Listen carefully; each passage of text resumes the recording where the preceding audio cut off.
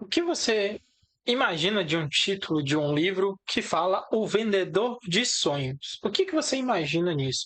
E aí, para nos trazer uma imagem mais nítida, no subtítulo desse livro fala sobre a Revolução dos Anônimos, ou seja, de pessoas desprezadas e que estão sempre no anonimato, que vão fazer uma espécie de revolução.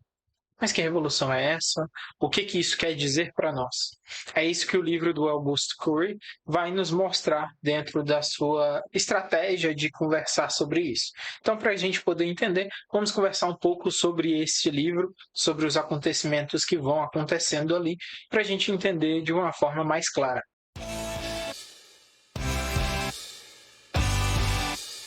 Seja muito bem-vindo ao meu canal, ao seu canal também, porque aqui a gente fala sobre literatura, sobre livros, e a gente vai conversando sobre os livros que eu vou lendo, trazendo as minhas impressões, as informações e o que eu achei de cada um dos livros, compartilhando com vocês. Em alguns momentos irei trazer também alguns assuntos relacionados à escrita, divulgando um pouquinho dos meus livros também, mas neste momento quero te lembrar de uma coisa: se inscreve no meu canal, ativa as notificações, porque isso vai me ajudar a engajar e ter um pouquinho mais de movimentação aqui no YouTube e também publicar um pouco mais em outras plataformas, tá?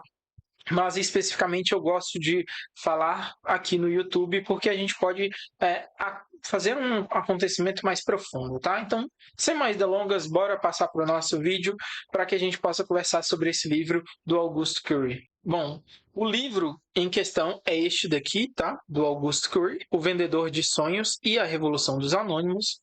Este livro aqui, como Augusto Curry, talvez muitos não conheçam, mas ele é um psicólogo já, né, um psicanalista, se eu não me engano, já muito conhecido, tem vários livros escritos, e esse O Vendedor de Sonhos é de uma coletânea de 3 livros, né, onde esses 3 livros, cada um aborda um assunto diferente, você não precisa ler eles em sequência.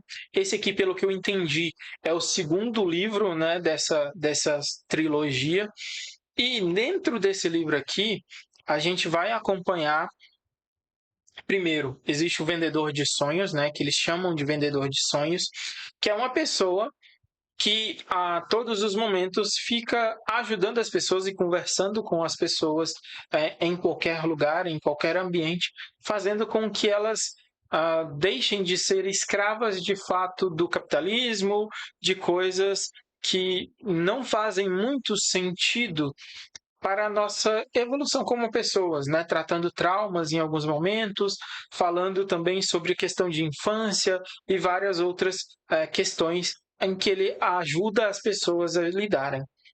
A pessoa que fala, né, o narrador ali, é uma das pessoas que acompanha o vendedor de sonhos, que foi salvo por ele em um determinado momento e que ele aborda isso, né, contando um pouco disso no livro. Além dele, né, tem outras pessoas que acompanham, que a gente tem uma presença muito marcante, né, de 2 personagens, que é o Barnabé e o Bartolomeu, que são chamados um de Boca de Mel e o outro de Prefeito, que basicamente são como espíritos livres, né, que fazem o que querem, falam o que querem, de uma forma muito cômica. Então, para o livro, traz um alívio cômico assim muito interessante, que acaba nos trazendo uma certa vontade de acompanhar mais essa jornada deles. Dentro desse livro também é abordado alguns assuntos de extrema importância, né? Eu não tenho o costume muito de marcar os livros, mas eu utilizei 2 marcadores em 2 partes que eu achei extremamente importantes, né? Sendo uma delas muito próximo ao começo, onde uma pequena conversa deles fala o seguinte: o dinheiro compra ansiolíticos, mas não a capacidade de relaxar. Compra bajuladores, mas não ombros de um amigo. Compra joias, mas não o amor de uma mulher. Compra um quadro de pintura, mas não a capacidade de contemplar.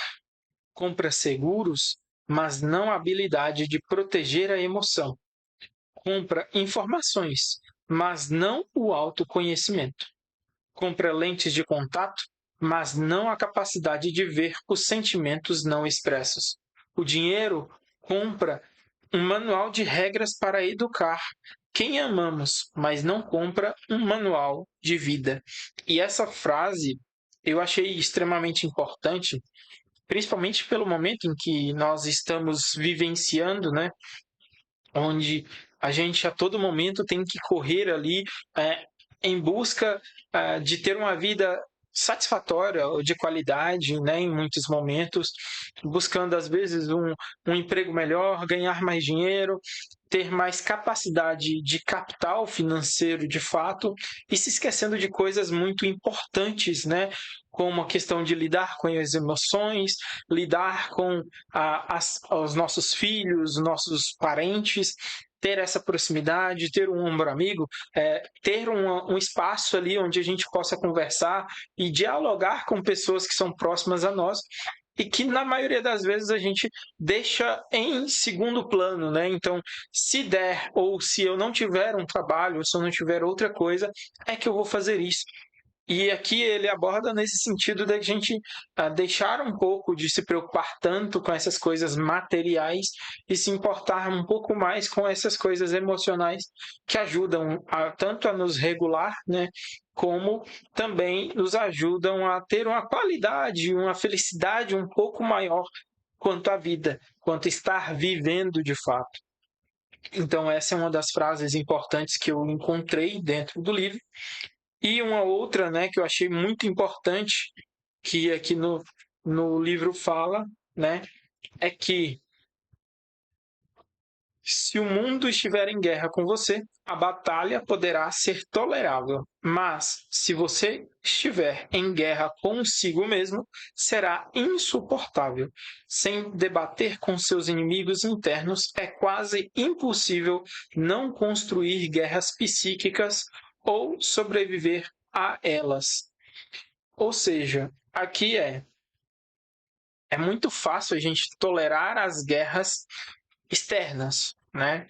É, seja um patrão chato, seja uma dificuldade num trabalho, seja um certo desconforto com algumas coisas, mas se a gente estiver em guerra conosco, né, com a gente, seja a gente trabalhando em excesso, seja a gente não lidando com as emoções, seja a gente não tratando os nossos traumas, se a gente estiver em guerra conosco, isso vai se tornar em algum momento algo muito difícil de lidar, em que não vai ser mais suportável e isso pode causar problemas graves, né? Então isso é demonstrado um pouco no livro, principalmente na parte onde eles vão ajudar uma pessoa que está tentando cometer suicídio e eles meio que mudam, né, o pensamento dessa pessoa que está ali, causando uma certa impaciência nele e ele se preocupando com outra emoção